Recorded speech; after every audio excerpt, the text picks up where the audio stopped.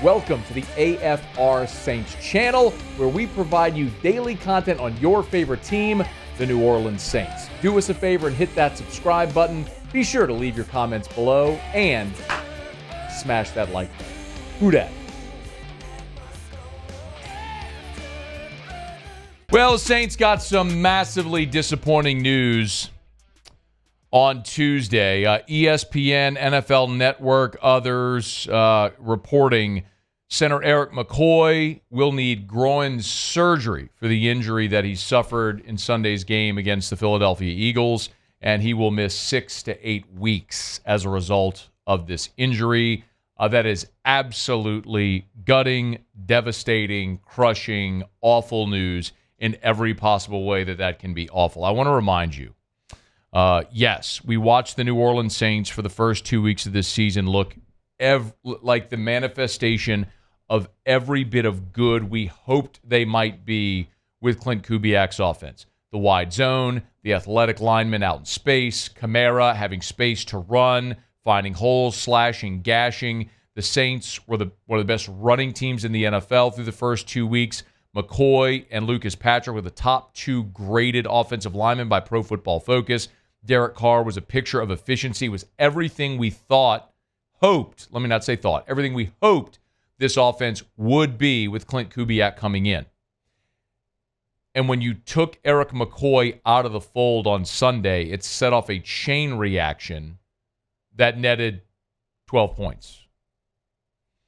I want to remind you that as great as this offensive line was for the first 2 weeks of the season, the questions about the offensive line were not a fan narrative. That wasn't you all making this up. It wasn't a media narrative. Back on May 21st, Dennis Allen said, point blank, they got two linemen. That's it.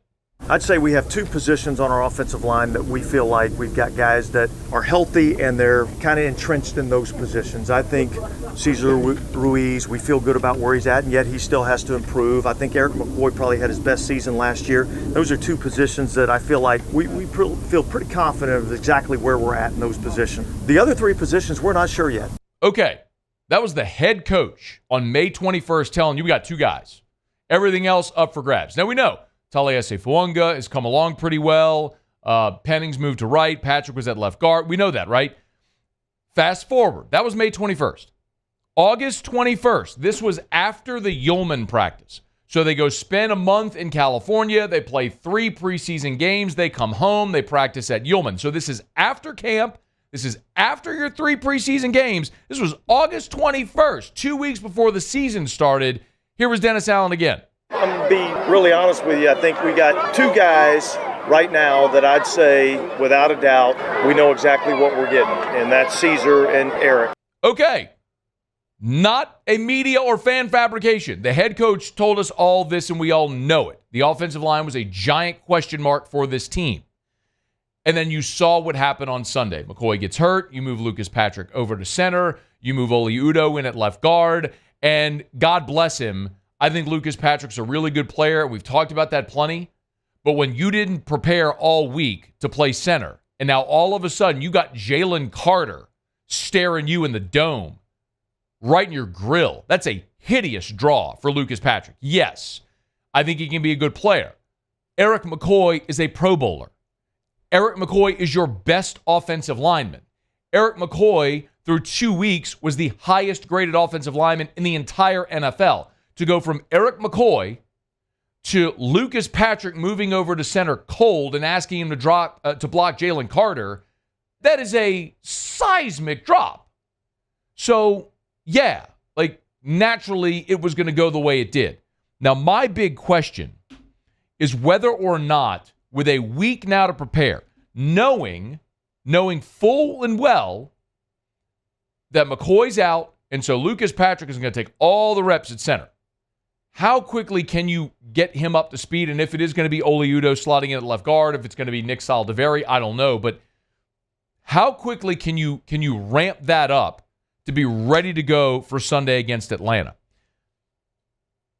Derek Carr, after the game, Dennis Allen, after the game, talked about losing your starting center and how important and how impactful that is when you lose your starting center. And it's very obvious. I mean, the center is not only part of the battery, who's touching the football on every play, but he's also the guy that is responsible for the calls right in the middle of the offensive line, directing traffic, your cadence. I mean, all of that stuff is so critical with your starting center. It's why when you lose that guy, it's the most important piece on your offensive line. We talk so much about left tackle and the quarterback's blind side, but the center is right in the straw that stirs the drink, right in the middle of all that. And I'll tell you this as well. It becomes so imperative now for the Saints to go win at Atlanta. Because if you lose this game Sunday at Atlanta, and I'm thinking big picture now, okay? If you lose Sunday to Atlanta, then you're on the road at KC. I don't think any of us think, even if McCoy was healthy, I wouldn't have the Saints winning in Kansas City, even if McCoy was healthy.